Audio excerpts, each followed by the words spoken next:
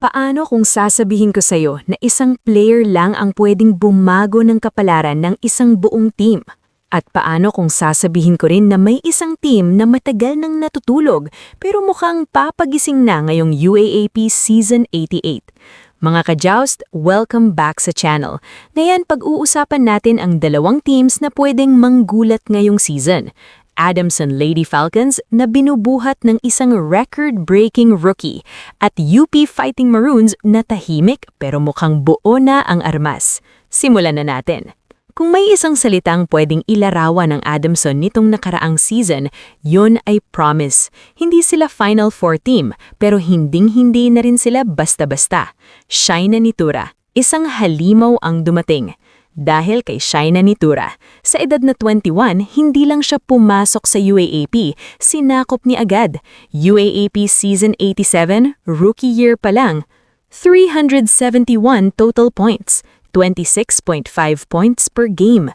Pinakamataas na scoring average sa Women's Division mula pa kay Alyssa Valdez noong Season 77. Game 1 pa lang, 33 points agad kontra Ateneo. Boom! Statement game.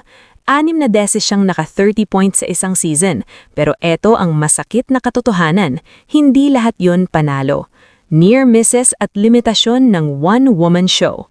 Last season record ng Adamson, 6-8, pang-5th sila sa rank. Isang hakbang na lang sana, Final Four na, pero bakit hindi pumasok? Simple, sobrang bigat ng pasan ni Shaina. May mga laro na 100 plus attempts si Shaina. Alam ng kalaban kung saan pupunta ang bola, predictable na ang opensa. Sabi na ni Coach JP Ude, kung may ganyang klaseng spiker ka, ipapakain mo talaga. Tama naman, pero may limitasyon. Season 88, from star to leader. Ngayong Season 88, ibang Shaina Nitura na to. May international exposure na sa Alas Pilipinas, mas kalmado, mas vocal, mas game reader, hindi lang scorer. Ang tanong ngayon, may sasabay na ba sa kanya? May flashes na sina Francis Mordi at Faye Sagaysay, pero kailangan pa ng consistency. Bottom line sa Adamson, hindi na tanong kung sisikat pa ba si Shaina. Siguradong oo. Ang tanong, kaya bang maging kolektibong banta ng Adamson? Kapag nangyari yon, delikado ang Lady Falcons ngayong Season 88. Ngayon naman, punta tayo sa team ng matagal nang hinahanap ang sarili. UP, mahabang paghihintay. Kung UP fan ka, alam mo to. Huling Final Four, Season 56. Huling Championship, 1982 pa. Oo, dekada na. Nagkaroon ng era ni na Isa Molde, Tots Carlos at Kathy Bersola. Pero pagkatapos nun, rebuild, rebuild, rebuild. Hanggang ngayon, ang Calgirls effect. Pero this season, iba ang pakilamdam. Pumasok na ngayon ang tinatawag na Calgirls. Cassie Dongalio, Jelay Gajero, Kizzy Madriaga, Jeneline Umayam. Dating magkakasama sa California Academy. May chemistry na, may tiwala na sa isa't isa. Dagdag mo pa, Ali Sara Otokugu, foreign student athlete, at veterans tulad ni Niña Itang, Joan Monares, at Ira Haboneta. Biglang, buo na ang puzzle. At eto ang pinakamalaking pagbabago, Head Coach Fabio Menta, isang Italian tactician. Hindi hype coach, hindi paandar, sistema, disiplina, detalye. Sa preseason, kita agad, mas maayos na spacing, mas malinaw ang roles, hindi na sabog ang depensa. Hindi pa sila title favorites, pero hindi na rin sila filler team. Bottom line sa UP, UP ngayong Season 88 ay hindi pa championship lock, pero hindi na rin sila madaling talunin. Kung mag-click agad ang chemistry, Final Four is very possible. At kung mangyari yon, malaking tagumpay na yon para sa programang matagal nang naghihintay. Kaya mga ka-volleyball, eto ang tanong. Adamson, kaya bang gawing team weapon ang isang superstar? UP, ito na ba ang season na babalik sila sa relevance? I-comment nyo kung sino sa tingin nyo ang mas may tsansang pumasok sa Final Four at kung sino ang sleeper team ng UAAP Season 88. Kung nagustuhan nyo ang ganitong klaseng preview, like, share at subscribe para sa mas marami pang UAAP volleyball breakdowns. Kita-kit sa next video!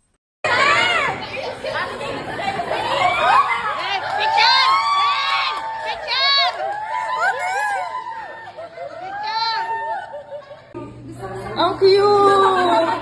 Ang cute! Nanay mo! Anong ginagawa ng nanay mo? Huwag mo tignan, Isabel!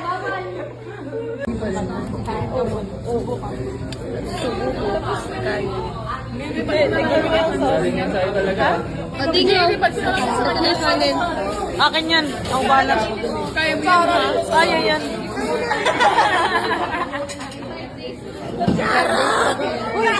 Ano ba to? Ano ba to? Uy! Vlogger? Oh, follow nyo lang ito ha. Tiara, Tiara, yung ano naman, yung hindi labag sa loob mo. Hindi nga. Oh, okay. Hi everyone. Oh, follow nyo daw siya. Si Buding. Ayan, Ara my loves ko yan. Ako talaga yung jowa ni Ate Ara my loves.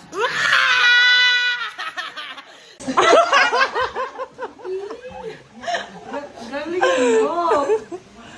Heart naman, heart. Heart.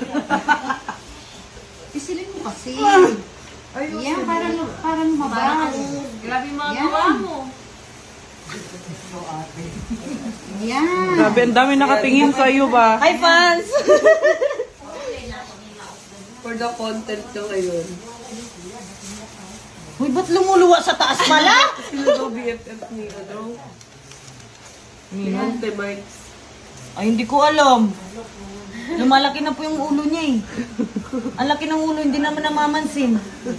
Sobrang Bilisan mo na, Wait lang, lumuluwa lang kasi sa taas oh. Iganin mo kasi, pipin mo kasi.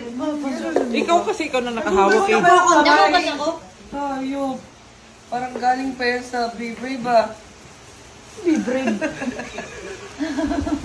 Paano ka Be Brave? Ganto. FPU, be brave. Hayop. Lumuluwa kasi sa taas. Ipisil mo lang, wag mo muna. Ponggay, you know. Hi guys! Bakit hindi nyo pa fina-follow si Buding? Sinasabi ko sa inyo. O, nagtatampo na yan. Hindi, walang tampo. Ah, walang tampo. Yan, nagsasalita ka na eh. Ayan. Guys, follow nyo si Buding. Kapag finalo nyo siya, may premyo kayo sa akin. Baka naman, Titan. Oh. Baka Yusana. Baka Titan. Vitamins! Meron ako dito. Encanto. Encanto daw. Thank you! Mabait si Buding, malilibre ng kape to eh. Ay, kape? Makabait naman. Tapos i-flood nyo na lang yung comments niya kung anong gusto nyo yung premyo. Thank you, Pongs! Bye guys! I-follow nyo na si Buding ha. Sinasabi ko sa inyo ha. Tapos paulit-ulit nyo panoorin yung mga video niya. Kasi nakakatawa naman siya. Wow! Lumalaki ng ulo ko. Papa kung ano yan?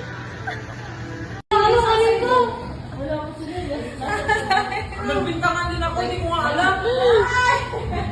Baka nasa taas ng aircon. Uy, naman nagkata eh. Oh, labas nyo na. Ilabas nyo na ang cellphone, igaling. Ang turotot mo, hindi na ako sa baon. Ayos mo ka, Ari.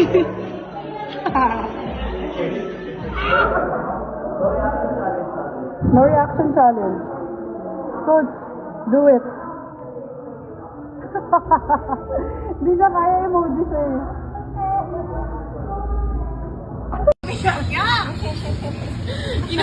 Inuto mo na naman si Ethan.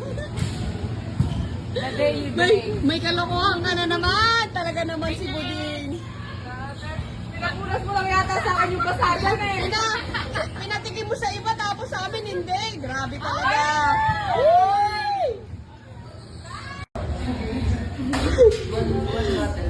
Ang mga Ilongga, namit. Namit. CEO. CEO.